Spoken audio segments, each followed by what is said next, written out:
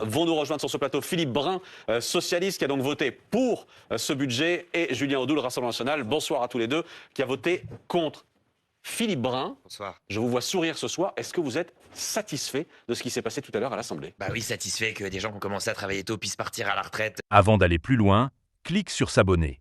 Chaque seconde compte. Alors reste avec nous. Fais-le maintenant et abonne-toi. Comme on leur avait promis, satisfait qu'on réindexe les pensions de retraite sur l'inflation, des gens qui ont sur la mutualité sociale agricole, qui ont 700 € de retraite, qui puissent avoir une indexation sur l'inflation, je trouve ça juste. Je suis content aussi qu'on ait 3 milliards de plus pour les hôpitaux et les EHPAD, 18 000 postes de soignants préservés ou créés. Je crois qu'on en avait bien besoin dans notre service public de la santé qui est défaillant.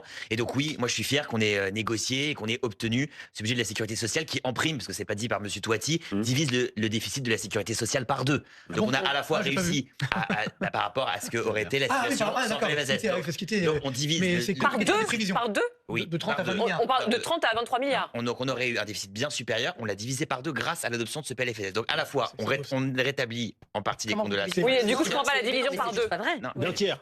Précisez les chiffres. Non. Par rapport aux projections qui ont été faites, on le divise par 2. Donc on obtient à la fois la réduction du déficit de la sécurité sociale, on obtient davantage de moyens pour nos soignants, on obtient la suspension de la réforme des retraites, et je crois que c'est mieux, si vous voulez, que le budget qui sortait du gouvernement. Et c'est ça qu'on a réussi à obtenir. Alors, je sais bien que ça dérange certains. Monsieur Touati, ah non, moi je suis pas dérangé. Je connais Monsieur Touati, j'étais en 4e, je dois vous regarder à la télévision. Ah, c'est gentil, vous me donnez un coup de gueule. Je sais pas si c'est un compliment, Marc. C'est en 4e ensemble. Ah, je l'ai pas vu venir celle-là. À l'époque, vous expliquiez que la crise de 2008, c'était parce que l'État était trop fort dans le monde et que c'était pas la faute des banques, que c'était la faute de l'État. Donc moi, je dis aujourd'hui, je comprends tous les analystes. J'ai dit ça à l'époque, mais bon, admettons. Je comprends tous les analystes et tous les chroniqueurs qui sont ici. La vérité, c'est que ça fait 3 mois qu'on se prend tous les analystes, tous les chroniqueurs de la Terre qui nous disent on va pas s'en sortir, c'est des ordonnances, c'est des 49.3, c'est des décrets. On a obtenu un accord, on a un budget de la sécurité sociale qui est voté. Les gens qui disent vous voulez vous faire avoir, il y aura pas ce que vous voulez sur l'hôpital, il y aura pas ce que vous voulez sur la retraite, il y aura pas ce que vous voulez sur les indexations. Et est-ce que vous êtes à l'aise, Philippe Brun, avec cette alliance avec le camp Macron? Mathilde Panot ce soir dit que vous avez changé de camp, vous avez changé d'alliance. Il y a une majorité pour personne, donc en vérité, on vote un texte parce qu'on pense que c'est un bon texte. Voilà, c'est tout. Si demain il y a une réforme, il faut que Julien Audoul vous réponde. Monsieur Philippe Brun a découvert le sujet il y a 3 mois et pouf, en 3 mois il l'a réglé. J'ai découvert. Mais là, vous êtes en train d'expliquer que vous résolvez le problème de déficit divisé par 2, ce qui n'est pas vrai. Vous travaillez vos dossiers, ce que je regardais tout à l'heure. On vous a posé une question. Il y a une personne qui posait des questions. Qui demandait, voilà, sur les arrêts de travail, vous n'avez pas été capable de répondre. Pourtant, il y a des régulations sur les arrets de travail.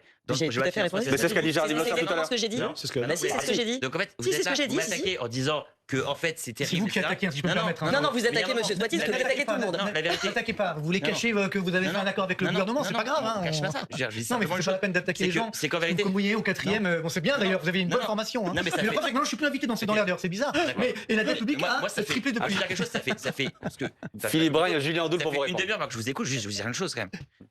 Franchement, on vit pas dans le même monde. On est d'accord. C'est sûr. Attendez, s'il vous plaît. On a l'impression que ce qui s'est passé est absolument affreux, que les déficits vont exploser, que finalement cette assemblée est totalement irresponsable. Alors que si le truc avait été rejeté, vous auriez dit quoi? Exactement la même chose. Oh là là, mais ces députés, ils sont tellement incapables de se mettre d'accord, mais c'est quand même pas possible après tout ce qu'on leur a concédé qu'ils se mettent pas d'accord. Donc il y a un moment en fait, juste, il y a une situation politique qui est inextricable par la décision du président de la République de faire une dissolution. Les députés ont été responsables et ont réussi à adopter un budget qui épargne les classes populaires et les classes moyennes et qui en plus réduit le déficit de la sécurité sociale. Et je crois que c'est Avant de partir, vous êtes plus de 95% à regarder nos extraits sans être abonné. Si ce format court vous aide à aller à l'essentiel, pensez à vous abonner, à liker et à partager.